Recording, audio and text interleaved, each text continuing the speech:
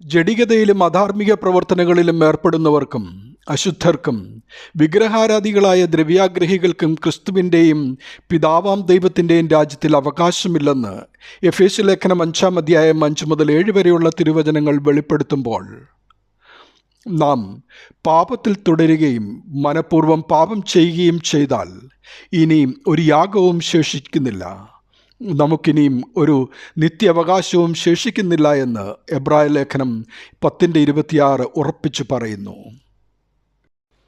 ദൈവത്തെ മാത്രം സ്നേഹിക്കുന്നവർക്ക് ജീവിതം ആസ്വദിക്കുവാൻ കഴിയുകയില്ല. അവരുടെ ജീവിതം വിരസമായിരിക്കും. ജീവിതം ആസ്വദിക്കുവാനുള്ളതാണ്. ഇന്നത്തെ ആരാധനകളും ആത്മീയ നേതാക്കളുടെ ജീവിതവും കാപട്യമാണ്. അതുകൊണ്ട് ലഭിച്ച ലോകജീവിതം നമുക്കിഷ്ടം പോലെ ആസ്വദിച്ച് ജീവിക്കേണ്ടതാണ് എന്ന് പറയുന്നവരോട് നമ്മുടെ മാതൃക ക്രിസ്തുവാണ്. അല്ലാതെ പാപത്തിൻ്റെയും മരണത്തിൻ്റെയും അധികാരിയായ പിശാചല്ല, മനുഷ്യനുമല്ല. നമ്മുടെ നോട്ടം നമുക്ക് വേണ്ടി ജീവൻ നൽകി നമ്മെ രക്ഷിച്ച കർത്താവിങ്കിലേക്കാകണം. അവിടുന്ന് നമ്മോടുകൂടെ വാസം ചെയ്യുവാൻ ഇഷ്ടപ്പെടുന്നു. നമ്മുടെ പാപം മോചിച്ച് നമ്മെ നീതീകരിച്ച് സാത്താൻ്റെ ആധിപത്യത്തിലാകാതെ കർത്താവിൻ്റെതായി ജീവിക്കുവാനാണ് ക്രിസ്തു ഈ ലോകത്തിൽ വന്ന് കഷ്ടത അനുഭവിച്ച് രാജ്യം സ്ഥാപിച്ചത്.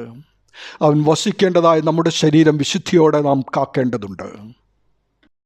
മനസ്സിലെ മാലിന്യം ശരീരത്തെ ബാധിക്കുകയും ആത്മാവിനെ കെടുത്തുകയും ചെയ്യും.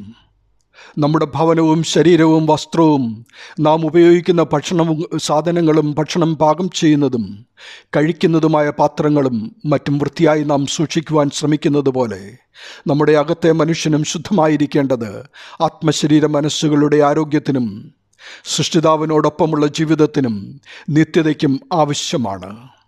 ശരീരത്തിൻ്റെ അശുദ്ധി ആത്മശരീര മനസ്സുകളിലേക്ക് പ്രവേശിച്ച് നാം എന്ന വ്യക്തിയെ നശിപ്പിക്കുന്നു. ദൈവരാജ്യത്തിൽ വസിക്കുന്നവർ ദൈവാത്മാവിനാൽ നയിക്കപ്പെടുന്നു എന്നോർക്കുക.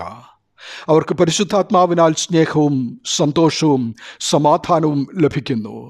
അവർ ക്ഷമിക്കുന്നു, മറ്റുള്ളവരെ സഹായിക്കുന്നു. വെളിപ്പാടിൽ പറയുന്ന വിശുദ്ധിയുടെ വെള്ളവസ്ത്രം ധരിച്ച് വിശുദ്ധിയോടെ ജീവിക്കുവാനാണ് അവരെക്കുറിച്ചുള്ള പ്രത്യാശ. സ്വന്തം ജീവൻ കൊടുത്ത് നമ്മെ വിലയ്ക്ക് വാങ്ങിയവന് നാം അടിമകളാണെന്ന് ഓർക്കുക. കരുണയും സ്നേഹവും രക്ഷയും കൃപയും നൽകുന്ന ത്രിയേക ദൈവം എന്ന സത്യേക ദൈവം എന്നാൽ നമ്മെ അടിമകളായിട്ടല്ല കണക്കാക്കുന്നത്. പുത്രനിലൂടെ നമ്മെ മക്കളായി ഉയർത്തി അവൻ്റേതായി തീർത്തിരിക്കുന്നു. സ്നേഹവാനായ ആ സത്യദൈവത്തെ സ്നേഹിക്കണോ, അതോ ദൈവത്തോട് മത്സരിക്കുകയും മനുഷ്യനെ ചതിക്കുകയും ചെയ്ത സാത്താനോടാണോ നമുക്ക് കൂറുണ്ടാകേണ്ടത്? ചിന്തിക്കുക. വൃക്ഷത്തെ ഫലത്തിൽ നിന്നും തിരിച്ചറിയാമെന്നോർക്കുക. നല്ല ഫലം കഴിക്കുവാൻ നമുക്കേവർക്കും ഇടയാകട്ടെ. ദൈവനാമം മഹത്വപ്പെടട്ടെ. ആമേൻ.